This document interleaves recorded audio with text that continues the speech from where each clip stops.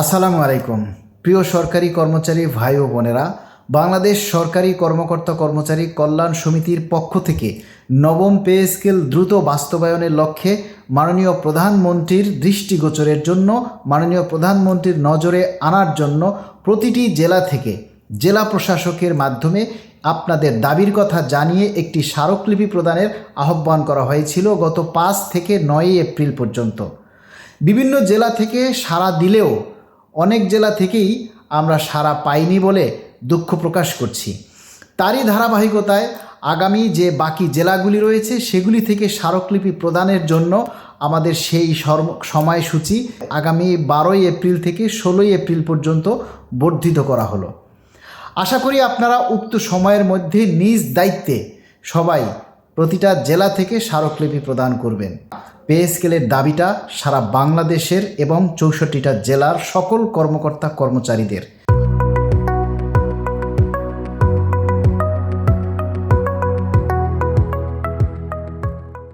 কিন্তু সেই দাবিটা গণতান্ত্রিক পদ্ধতিতে, সেই দাবিটা স্মারকলিপি আকারে লিখিতভাবে জেলা প্রশাসকের মাধ্যমে মাননীয় প্রধানমন্ত্রীকে অবহিত করার জন্য আপনারা অনেকেই এগিয়ে আসেন না। আবার অনেকেই আপনারা মন্তব্য করছেন স্মারকলিপি প্রদান করে কি হবে, আমরা অন্তর্বর্তীকালীন সরকারের সময় স্তূপ স্মারকলিপি দিয়েছি। আরে ভাই, অন্তর্বর্তীকালীন সরকারের সময় আমরা অনেক কিছু করেছি, মহাসমাবেশ করেছি, স্মারকলিপি দিয়েছি, সংবাদ সম্মেলন করেছি, তারপরে র্যালি করেছি, মিটিং মিছিল করেছি, অনেক কিছু করেছি। আবার জল কামান খেয়েছি, পুলিশের মার খেয়েছি, টিয়ার শেল খেয়েছি। অতীতে আমরা কি করেছি না করেছি সেটা বড় কথা নয়। বড় কথা এই সরকার শপথ নেয়ার পর আমরা এই সরকারের কাছে দাবি উত্থাপন করার জন্য দৃশ্যমান আমরা কি করেছি সেটাই হলো বড় বিষয়। বাংলাদেশে অনেক পেশাজীবী সংগঠন রয়েছে, প্রাথমিক শিক্ষক, এমপিওভুক্ত শিক্ষক, বিশ্ববিদ্যালয়ের শিক্ষক, সরকারি গাড়ি চালক সমিতি সহ আরও অনেক পেশাজীবী সংগঠন রয়েছে। আমাদের সকলেরই দাবি নবম পে স্কেল বাস্তবায়ন করা। দাবি যেহেতু এক এবং সকলের চিন্তা যেহেতু এক, তাই সকলে মিলে আমরা মাননীয় প্রধানমন্ত্রীর দৃষ্টিতে আমাদের এই দাবির কথাটা আনার জন্য আমরা গণতান্ত্রিকভাবে 64টা জেলা থেকে জেলা প্রশাসকের মাধ্যমে স্মারকলিপি প্রদান করে মাননীয় প্রধানমন্ত্রীর নজরে আনার জন্য সকলে ঐক্যবদ্ধভাবে চেষ্টা করুন এবং এই স্মারকলিপি প্রদানের মাধ্যমে দাবি আদায়ের আরও এক ধাপ এগিয়ে যাবেন এবং সাধারণ কর্মচারীদের পাশে থাকবেন, এটাই আমরা বিশ্বাস করি। কেননা এই সরকার আসার পর প্রতিটা সংগঠনের উচিত দাবি দেওয়াগুলি উত্থাপন করা। আমরা এই সরকারের কাছে দাবি উত্থাপন করার জন্য দৃশ্যমান আমরা কি করেছি সেটাই হলো বড় বিষয়। আমরা মাননীয় প্রধানমন্ত্রীর কাছে করজোড় অনুরোধ করছি যে মাননীয় প্রধানমন্ত্রী, আপনি আমাদের এই দাবি বাস্তবায়ন করবেন।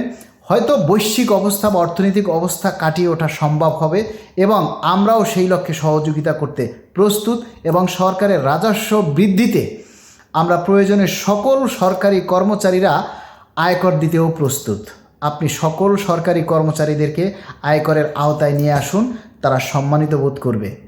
আমরা আশা করি এই দীর্ঘদিনের প্রত্যাশা, দীর্ঘ 11 বছরের চাওয়া পাওয়া, 11 বছরে 2টা পে স্কেল হওয়ার কথা, সেখানে একটিও আজও বাস্তবায়ন হয়নি। তাই কর্মচারীরা দ্রব্যমূল্যের সাথে আর পেরে উঠতে পারছে না। প্রতিটা নিত্যপণ্য, প্রয়োজনীয় দ্রব্য, শিক্ষা, চিকিৎসা, আনুষঙ্গিক ব্যয় যা লাগামহীনভাবে বৃদ্ধি পেয়েছে, অথচ 11 বছরে বেতন বৃদ্ধি পায়নি। বেতন বৃদ্ধি না পেলেও দ্রব্যমূল্য কিন্তু ঠিকই বৃদ্ধি পেয়েছে। তাই মাননীয় প্রধানমন্ত্রীর কাছে আমাদের অনুরোধ, সকল চাওয়া পাওয়া, অভাব অভিযোগ মানবিকভাবে বিবেচনা করে আমাদের এই নবম পে স্কেল দ্রুত বাস্তবায়ন করে 15 লক্ষ কর্মচারীদের পরিবারের মুখে হাসি ফোটাবেন। সকল কর্মচারীদেরকে আরও বেশি উদ্যম নিয়ে কর্মমুখী হওয়ার জন্য চেষ্টা করবেন এবং সহযোগিতা করবেন। আপনার সেই সহানুভূতি এবং মহানুভবতার প্রতি আমরা দৃষ্টি আকর্ষণ করছি। সবাই ভিডিওটা শেয়ার করবেন যাতে 64 জেলা থেকে আপনাদের দাবির কথাগুলি লিখিতভাবে স্মারকলিপি আকারে জেলা প্রশাসকের মাধ্যমে মাননীয় প্রধানমন্ত্রীর বরাবর আপনারা পাঠাতে সহযোগিতা করবেন, এটাই আমরা মনে প্রাণে বিশ্বাস করি। ধন্যবাদ সবাইকে, ভালো থাকবেন সবাই। আসসালামু আলাইকুম।